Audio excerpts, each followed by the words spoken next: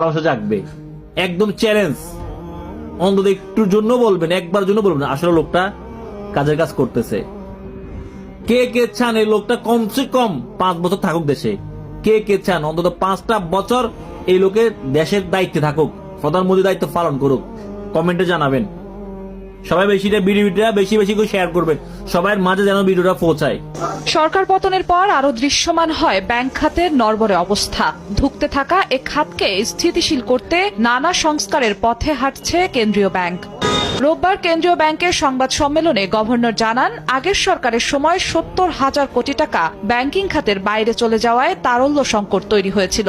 এরই মধ্যে অন্তর্বর্তী সরকার 30,000 কোটি টাকা ফেরানোয় সংকট কাটতে শুরু করেছে।